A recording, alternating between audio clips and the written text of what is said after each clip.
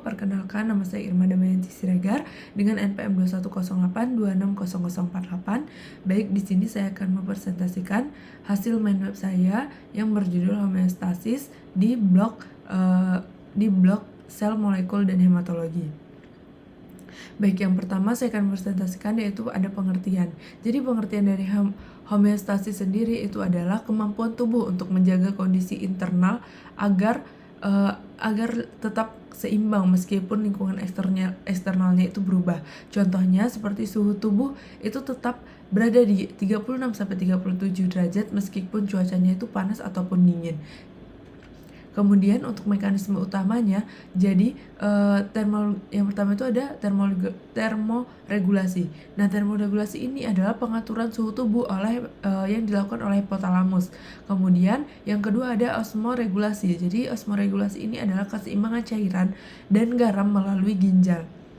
Kemudian yang selanjutnya itu ada kontrol gula darah. Nah, kontrol gula darah ini bisa diatur dengan insulin dan glukagon agar menjaga kadar glukosanya itu tetap normal.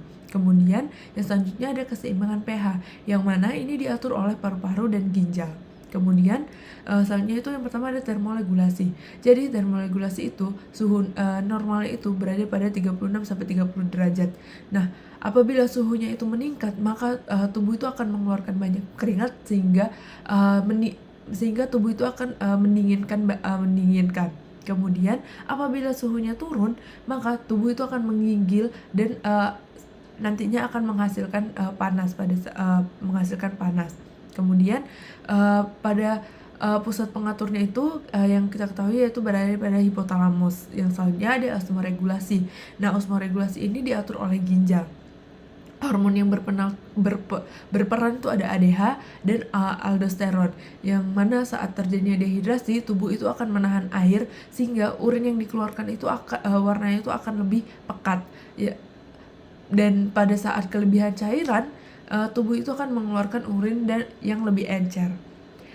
Kemudian untuk kontrol gula darah sendiri itu bisa dilakukan dengan insulin. Nah, insulin itu gunanya untuk menurunkan kadar gula darah.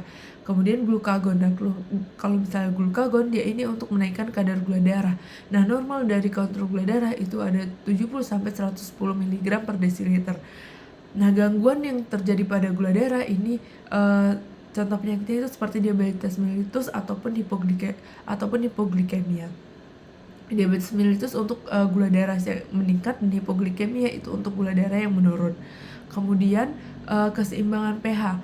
Nah, keseimbangan pH ini, pH darah normal itu angkanya itu berada pada 7,35 sampai dengan 7,45. Nah, pada paru-paru sendiri itu mengatur CO2, yaitu asam karbonat. Nah, pada ginjal itu mengatur H+ dan HCO3-. Nah, gangguannya itu yang pada keseimbangan pH itu ada asidosis ataupun alkalosis.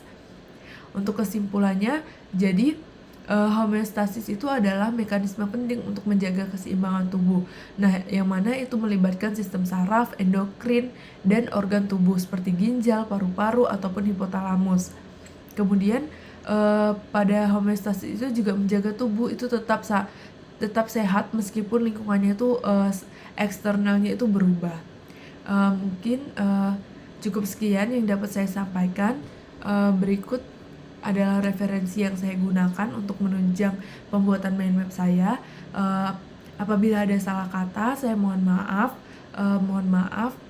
yang sebesar-besarnya. Saya akhiri, wabillahi taufiq wal hidayah. Wassalamualaikum warahmatullahi wabarakatuh.